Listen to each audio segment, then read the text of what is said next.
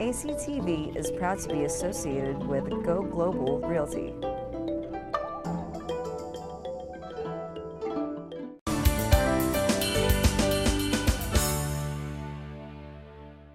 Hi everybody, welcome to City Beat. I'm your host Nancy Byrne, and we are coming to you from the Las Vegas City Council chambers, where recently we held two very special ceremonies. We're going to tell you more about those a little bit later on. But first, it may seem like there's plenty of summertime left, especially in this heat, but it's actually time to start thinking about the new school year.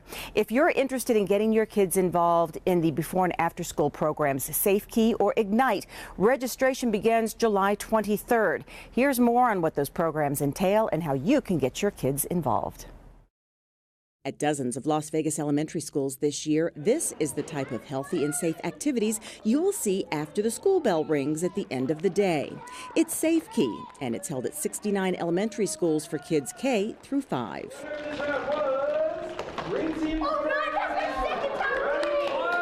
Leslie Estrada is with the city's Youth Development and Social Innovation Department, and she says the Safe Key program is enriching and fun. We offer after school at 74 sites across the city, and some of those schools even have an AM program as well.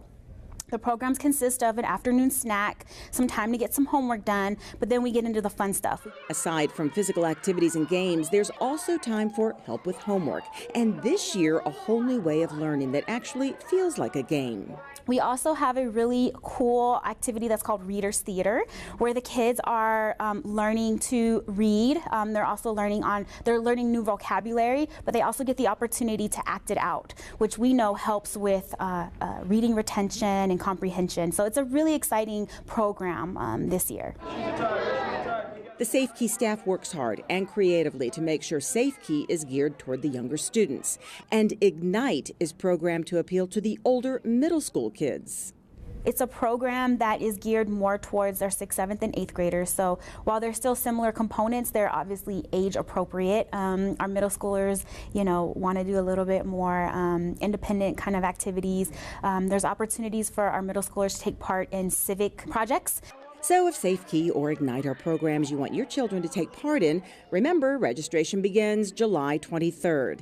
It's not only beneficial to the students who take part in the programs, it gives parents peace of mind. So this is a great way for parents to know that their kids are in a fun and safe environment while they're working. It's in the same location that the kids are going to school, so our staff are there to greet them as soon as the school bell rings, and then we're there until 6:30 at most sites. Now, in just a moment, we're going to show you how to get your kids all signed up properly. But first, we want to share with you this video we put together a couple of years ago showing you why Safe Key really is cool. Safe Key is a great program. It's a great service for our families. Students have a safe place to go after school. Not only is it a place to go, but the activities done at Safe Key are incredible. I'm a big advocate of Safe Key, especially for working parents. I'm able to, at the end of the day, send my children to Safe Key and be able to get my work done with reassurance that they're being well taken care of.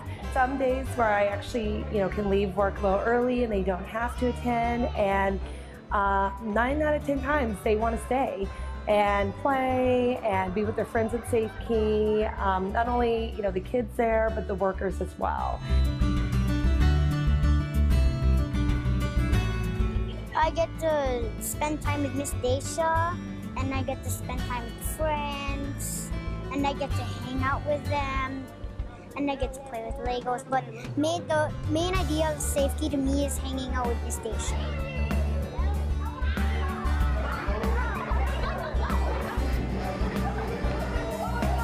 What I like the most is in the morning when we get to play a lot of games, and in the afternoon, everyone's really nice and the staffs are really nice too. I like drawing and playing with balls and drawing a lot. They never want to leave when I go to pick them up. So it's a wonderful service that I really recommend for parents.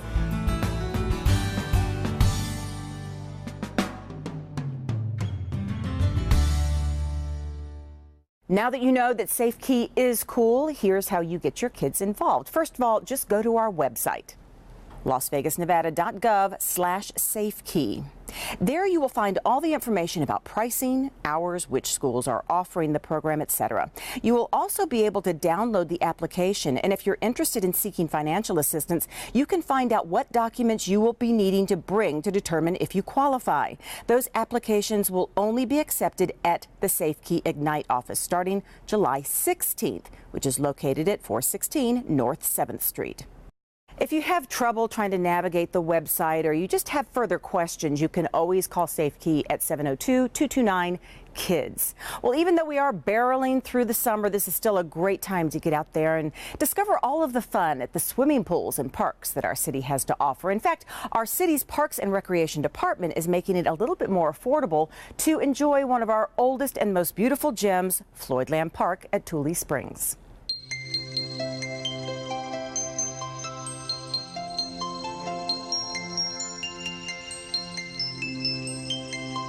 It's hard to believe that just minutes away from the hustle and bustle of city life, this 680-acre oasis can be found.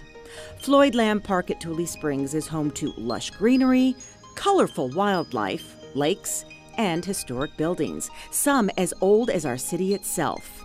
For many Las Vegas residents, this is a favorite spot for a family walk, a wedding, fishing, or a horseback ride. If you're one of those people, or better yet, if you have not yet discovered this historic park, you may want to hear about a little discount planned for the summer. $5 Fabulous Fridays at Floyd Lamb Park on Fridays beginning in June. It's going to be $5 entrance fee for the park, a $5 Horses for Heroes ride. You can take a piece of the park home on Fridays from the Nevada Division of Forestry. We'll have gallon plants for $5. Many people don't even realize this nursery is tucked away inside the park. Erin Clark says she came up with the idea to give residents a little added incentive to venture out here. So this summer, on Fridays, $5 per vehicle gets you not only all the regular attractions here, but some added family fun. Aside from what Erin mentioned, there will be many free activities once you get inside. The Nevada Division of Wildlife will be out at one of the 4 lakes offering free fishing clinics. And for the kiddos, arts and crafts with a little Tule Springs twist. The crafts that we'll be doing at the Foreman's house will be crafts based on things they can find in the park. So we'll send kids out to go find a pine cone, and then we'll make that pine cone into a bird feeder. We'll send the kids out to find sticks and things that they can build their initials with. Again, just to remember their day at the park. The ranch house will be open for free self-guided tours. Various city departments had a hand in completely renovating this house. It was used as quarters for the foreman when this was a working ranch from 1941 to 1959. Painstaking research and remodeling was done to bring it back to its original form, from the windows to the kitchen to the tile in the little bathroom. It offers a chance to step back in time, and on $5 Fridays, a chance to step out of the summer heat for a cold bottle of water. Another building that was recently renovated is this adobe that historians believe dates back to the early 1900s. And it happens to be located right next to Horses for Heroes, where you can take a $5 ride on the trails around the park, or you can just nuzzle up next to a llama at the petting zoo. Of course, the park will still be open 7 days a week, but through July 27th, why not make it a family destination on Fridays for a little discount and a lot of beauty and nature? It is like no other place in Las Vegas. We have 4 lakes, which you can't really find bodies of water, natural bodies of water. And then the residents here at the park, the peacocks, the Canadian geese, the rabbits. Horses for Heroes is going to be supporting our $5 Fridays by doing the $5 rides. And then they have a petting zoo with llamas and goats and sheep and chickens and all sorts of fun animals.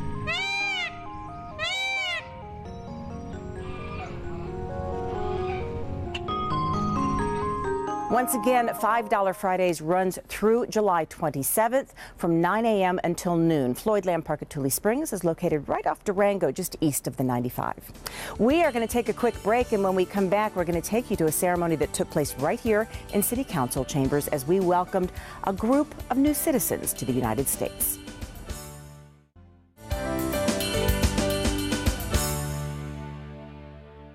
Welcome back to City Beat from the Las Vegas City Council chambers, where on June 28th, we held a very special ceremony welcoming 80 new citizens to the United States. We do this every year, at least we've done it for the last 13 years, and it's actually a very moving ceremony where we not only celebrate new citizens, we celebrate the great diversity that this country stands for. Televised on KCLV-TV and shown live on our website, the naturalization ceremony is a proud moment, not only for the people about to take the oath of allegiance, but for those here to welcome them to their new country. The ceremony opens with Communications Director David Riggleman. These 80 people, all born in other countries, have legally completed the naturalization process and will be sworn in as brand new United States citizens. I think you owe yourselves a big round of applause for that. Our Mayor, Carolyn Goodman, and the Honorable Federal Court Judge Andrew Gordon make their entrance to introduce the color guard, this year from the Transportation Security Administration. The national anthem is then performed. And the rocket's red glare, the bombs bursting in air, gave proof through the night that our flag was still there. First, our mayor welcomes the group, explaining that they are one of the reasons our country is so great. We take pride in diversity. So this is my 7th time. I only missed last year because to me it is the most special day to give all of us that sense of how special and how important it is that each of us makes this country better every day and work together to keep us as the best and strongest country we can be. Then the soon-to-be Americans take the time to stand and recognize the country from which they came. Argentina, Brazil, Canada, Chile. The oath of allegiance is administered. And that I take this obligation freely, without any mental reservation or purpose of evasion. So help me God. Please say I will. Congratulations. And as is a tradition every year, a member of the Southern Nevada Elks Lodge explains the symbolism of our flag. My red stripes symbolize the blood that was spilled in defense of this glorious nation. My white stripes signify the tears that were shed by Americans who have lost their mothers and fathers, brothers and sisters, sons and daughters. My blue field is indicative of God's heaven under which I fly. And for the first time as Americans, they recite the Pledge of Allegiance. I pledge allegiance to the flag of the United States of America. You can see in their faces the emotion they feel as they listen to another tradition here at the ceremony, Lee Greenwood's Proud to be an American.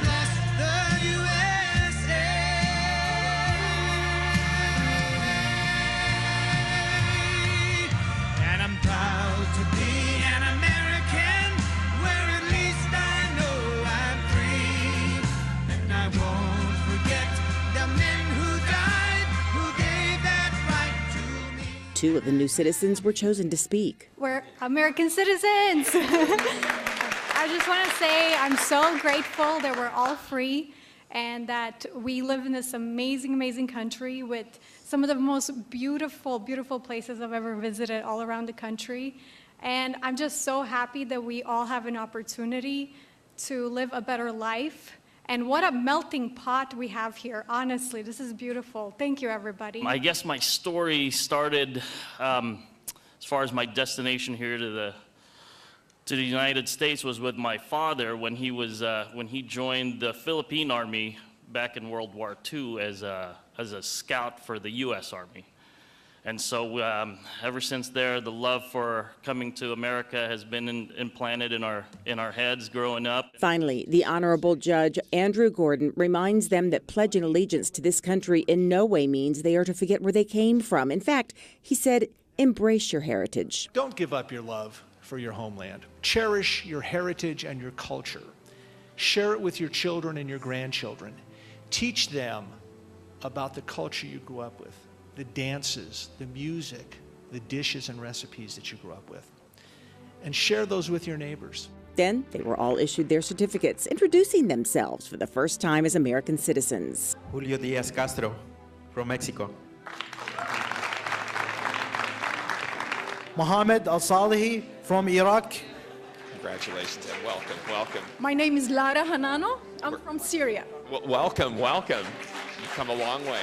They have all come a long way to reach this destination. U.S. Citizenship and Immigration Services conducts these ceremonies all over the country, swearing in 500,000 new citizens every year. Thousands here in Las Vegas. But to these 80 citizens, this ceremony was unique and special because it was theirs. Congratulations and welcome to our new United States citizens. Well, the last time we were with you, we told you that Las Vegas was one of only 10 cities in the country to be named an All-America City. So we thought we'd take a look back at the 3 programs that were really featured in the application process that we believe took us over the top. Gaming, 5-star restaurants, pulsating nightclubs, boutique bars, breathtaking shows, and top-notch shopping. These are the images that 42 million people who make Las Vegas their vacation and convention destination each year take back home with them when they leave. But those who make Las Vegas home, well, we know a different community, one less focused on nightlife and more focused on quality of life. People really don't know Las Vegas because they see us just as that destination for, vacations and gaming. But, as a mother of 3 children, all who were born here in Las Vegas, I'm proud to raise my children here, and I think that our community is top notch. And that's the Las Vegas Dr. Lisa Morris-Hibbler believes is behind our city being named an All-America City finalist by the National Civic League, our second time in 3 years. So the All-America City Award dates back to the 1940s, and it's really considered the Nobel Prize for communities. And so we're excited to be participating. The theme this year is about equity, being inclusive, and being innovative in addressing critical needs in our community. Dr. Morris-Hibbler points to 3 specific programs we included in our application she believes made us a finalist and hopefully will make us a winner. Here they are. The West Side School and the stories gathered during the massive renovation to this historic building. Stories from alumni of the school that existed from 1923 to 1967. Brenda Williams is founder of the school's Alumni Foundation. What has transpired in writing the book and the assistance, the compilation of stories tells the stories of a people who would otherwise have not had an opportunity to have been heard. A lot of people don't realize some of our judges came out of West Side School.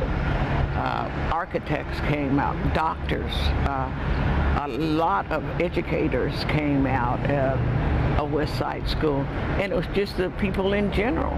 Whether you were a doctor, a lawyer, whatever your profession was, whether you were a maid or a porter, you made significant contributions to the growth of the city of Las Vegas. The second community-driven project we featured in the award application is Reinvent Schools in Las Vegas, a school district pilot program that joins public and private organizations that offer support inside and outside the classroom. These schools address the needs of children in our more economically challenged areas, whether that be by providing food, counseling, basic medical needs, even clothing and hygiene products. Really came out of the need for how do we surround our families of children who are not performing academically. And what we realize is it's an ecosystem of challenges that usually stem from poverty. And so it wasn't just about the children not being able to, be proficient. It was also about the family instability and the struggles that a lot of our families that live in poverty have. One of the many programs in our Reinvent Schools is Garden University. This one at Lunt Elementary, like the many others, nourishes the bodies and the minds of our children. Absolutely. So Healthy School, Healthy Life is our trademark pillars of our programming around the edible desert gardens that we build. So when we partnered with the City of Las Vegas in about 2015 and became one of their selective partners to build edible desert gardens and our programming in the Reinvent schools, what that literally means is all year round we support the edible gardens with our programming. These gardens teach the students science, responsibility, the reward of a successful bounty, and how to bounce back if something doesn't grow well. And the lessons continue outside the garden and into the kitchen. The programming involves many different pillars to support nutrition education. One of those being we bring chefs into our schools twice a year. We teach the children how to cook what they've grown in their garden. We make sure that the recipes are easy and duplicatable. The third program the city featured is The Harbor, a juvenile assessment center, a place for kids and parents to turn for just about any issue they may be facing in the home or at school. Cesar Lemos lists what is available under one roof. Are you ready for this? We have 3 probation officers stationed here. We have Department of Family Services. We have 2 representatives from the abuse and neglect CPS personnel. We have representatives from Division of Welfare and Supportive Services. She's an eligibility specialist, and she screens every kid that comes through our doors to see if they're lacking in benefits like Medicaid or food stamps, things of that nature. And sometimes she can get those things up and running at the moment that they're here, which is huge for families. The list actually goes on. The Harbor has only been open for 2 years, less than 1 year in this location at 861 North Mojave Road, and they've already helped more than 3,000 children and their families. The ultimate goal here is to keep kids out of juvenile court and detention to begin with, simply by connecting them to the many services available to help them.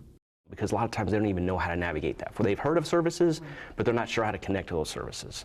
But your point is, yes, we divert kids out of the juvenile court system. Kids do not need to have a juvenile record for minor, low-level offenses.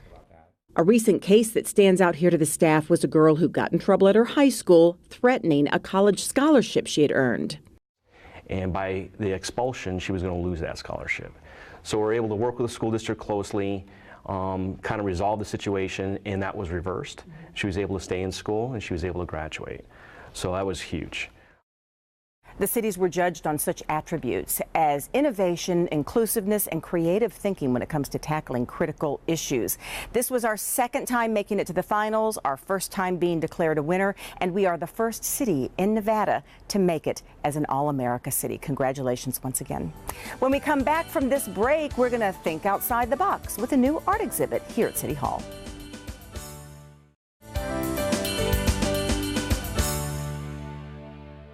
Welcome back to City Beat from the Las Vegas City Council chambers. You know, the City of Las Vegas has several art galleries that are open to the public for free, and one of them is right here at City Hall in our lobby. Now, the exhibit in there right now may play some tricks with your eyes. You might think you're looking at bronze, steel, or wood, but you're actually looking at something much more fragile. A bronze statue, metal sculptures of wrestlers, a wooden cuckoo clock. Well, it might surprise you to find out these are not made out of those materials. They're made out of cardboard. This exhibit in the Grand Gallery at City Hall is called Outside the Box 2. This is the second such display. Our city's gallery coordinator says she has become fascinated with cardboard creations. I sort of caught on to it because one of the artists in the exhibit was using cardboard and it didn't look like cardboard. And I was fascinated with that idea because it's such a surprise that it would be that sturdy. She loves featuring local artists, but said it was difficult to find enough to fill the gallery, so she broadened her search worldwide. Little by little, things trickled in, and then I've been trying to add out-of-state artists to the mix because I think it brings in a little bit more diversity and types of work that come in, and strength.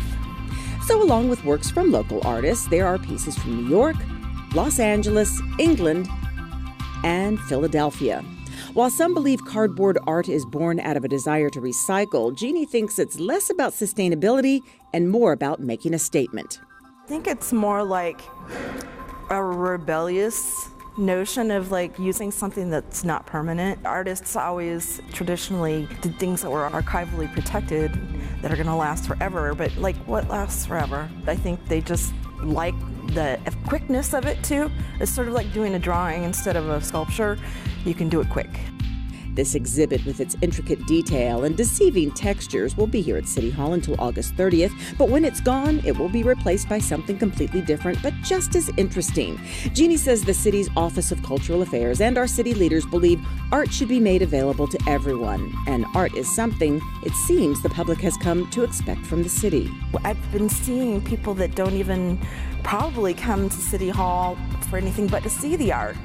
So, you know, I guess it's about evolution, I would say. Our galleries are about, you know, trying to bridge the gap between closing galleries and keeping some consistency and allowing artists to show. Outside the Box will be there in the Grand Gallery of City Hall through August 30th. Now, there's actually a second art gallery here at City Hall. It's on the second floor. It's called the Chamber Gallery, and it's right outside the Bank of Elevators. Both of those galleries rotate exhibits throughout the year. Well, as we mentioned earlier, there was another great ceremony held here in Council Chambers, aside from the naturalization ceremony. It was the first graduating class of 2018 for Las Vegas Fire and Rescue. It was a very moving ceremony, and I just have to brag for a minute. This piece you're about to see was edited by our intern, Stephen Schneider. Great job. Thank you. Okay, enjoy. We'll see you for the next City Beat. Starting back in January, we were strangers. But now we call each other brother. Some of us had no idea what we were getting into. And some of us still aren't sure what's going on. The learning's still not over. It's never over. This is not a job where one can become complacent. No call that you're ever going to go on in this job is going to be exactly like the last. We'll never be sure what's awaiting for us when the tones go off in the station. And when times do get hard, you're knocked down, and you can't get back up. There's 15 men we can call upon to get us back on our feet. Class 2018-1 is in the books. City Night signing out. RTO Jones, too easy. I'd like to congratulate you all. Thank you all for making Las Vegas Fire and Rescue in the city of Las Vegas your employer of choice. I'm very proud of all of you. I'm looking forward to serve alongside of you. Welcome to our family. Congratulations. Thank you. To the contrary, notwithstanding. And that I will well and faithfully perform all the duties of the position in which I'm about to enter. So help me God. Congratulations.